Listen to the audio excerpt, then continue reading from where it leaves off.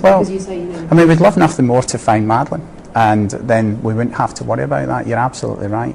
Our focus is in search for Madeleine, and without the authorities conducting that, then the onus is on us. In my head, I fear thoughts build up until I can't hear. My mind fills up into a creature, and it haunts me somewhere much deeper.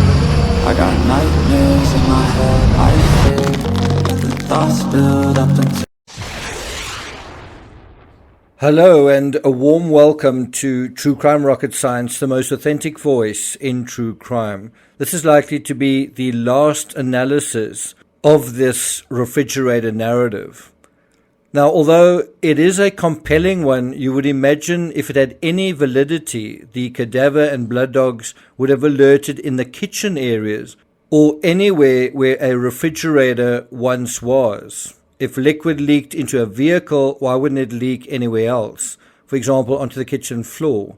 Yes, maybe these areas were tiled and very thoroughly cleaned up, but the area behind the blue sofa was tiled as well, and likely cleaned as well, and blood traces were found there. So my feeling is, why not work with the evidence you do have? Before we get to that, if you haven't subscribed to the channel, please do. If you're interested in further thinking, further research on this case, check out the description. I'll put a link to 3 of my books written on the case: Doubt, Doubt 2, Doubt 3, and then also Deep into Darkness, which I think is one of my best books on this case, and then also Deeper into Darkness. If you're enjoying this analysis, please like, share, leave a comment. You can also hit the thanks button, and let's get started. Now, in the article that we were looking at dealing with these questions, the questions that police apparently revealed that they wanted to ask the McCanns, right? 3 key questions.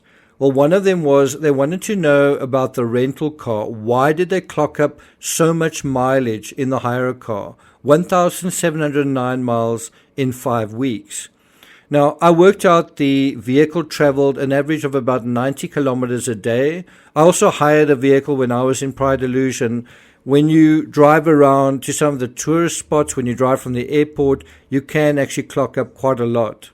If the vehicle made daily trips to the airport, and bear in mind that they were constantly receiving guests, whether it was from the media, from the government, family members, etc., right? Making constant trips to the airport or to pick up and drop off spokespeople. They had spokespeople that lived nearby who would then also need to be, ferried to daily press conferences. All of that would have added up. But that could explain some of the high mileage. It doesn't really explain the very long trips that they did to certain places. But it does seem overall as if that vehicle left a kind of spaghetti trail, or going all over the place, making it very difficult to figure out which trips might have some inculpatory relevance. According to the article, they will also be asked to explain where they went in a 2-hour period that the car is said to have gone during a trip to Hila in Spain. Probably not pronouncing that right. Again, in my own visit to Pride Illusion, I thought this was an obvious spot to dispose of human remains. Easy to access from above by road, yet almost impossible to visit or investigate directly. And no chance of remains sort of washing up anywhere. You have miles and miles of these sort of vertical cliff faces going straight down into the sea, and no one really ventures into these areas. They're simply too dangerous. Going back to the article, they will be asked to explain in detail their whereabouts and actions during the key 90-minute period in which Madeleine disappeared on May 3rd. Now, it is interesting both the delay and the reluctance of the entire group to simply provide a reenactment scenario to law enforcement. So when the Tapas 7 gave their versions, there were a couple of inconsistencies, and there was certainly some contradiction from the Ocean Club staff.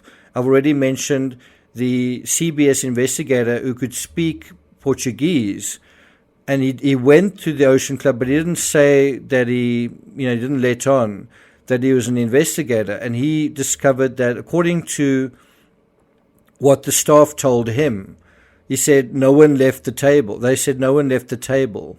And that was his version of events. And I seem to remember I originally had that footage where he said something like that on camera. And I've subsequently not been able to find it. So it seems like that has been removed. But the idea that several people don't seem to have their stories straight, not just one or two, is, I think, one possible reason that there are unknown puzzle pieces. So my focus wouldn't be on refrigerators. It would be on getting those stories, getting a reenactment. And then if they don't align, then that is really the question. Why aren't they aligning? Then going back to the article, prosecutors have written to British police asking them to conduct the interviews. Last night, a close family pal said, "This is disappointing news. Kate and Jerry had hoped that the police investigation was dying down as far as they were concerned." Now remember, this article came out in September 2007. And one's got to wonder, wow, just because they had left Portugal, did they really imagine the police would lose interest? And I'm kind of dealing with the same question in the John Benet Ramsey case, where Patsy is asked, why didn't you think you'd be a suspect? Why are you so shocked that you would be a suspect? You know, it's not the natural place to start out of left field. You start kind of at the central place, the people who knew the victim best and saw her last. But the other thing, you know, in saying, wow, this is so disappointing, we hope the police investigation was dying down. This statement assumes the dog alerts in the apartment, in the flower bed below the balcony, in the villa, in the rental vehicle, simply didn't happen. Going back to the article, they hope the police will concentrate all resources on trying to find missing Madeleine. The McCanns from Rothley, Leicestershire, insist that she was abducted from their apartment while they were dining with pals in a tapas bar 40 yards away. The couple claim they are being framed by police detectives desperate to close a case they have bungled. Now, 4 years later, after the publication of their book, Piers Morgan interviewed the McCanns and asked Jerry about his demeanor. Just that he said, wow, I was amazed at how you were able to keep an even keel. And then Kate and Jerry kind of went to some lengths to say, well, behind the scenes, there was a lot different going on. And then you kind of ask, why would you conceal your grief for a child? Why not just show it? Why not just show how you're feeling? Especially if that is questions are being asked about that. I say behind the scenes, what you see... It's very different. I mean, I saw my husband on the floor crying his eyes out, you know, so I think... I mean, at that point, at the lowest point, I thought our family was going to be destroyed, or the potential for it to be destroyed was there. But ultimately, and particularly when you're tired and you're doing that, you come back, and the overwhelming objective that we have is to find Madeleine. Now, you would imagine if that was the overarching objective, when last were the McCanns actually in Portugal? Maybe they have been there, just that we don't know about it. But this idea that the police would purposefully frame them just because they wanted to save face, it kind of sounds familiar, doesn't it? In the Ramsey case, you have the same sort of thing.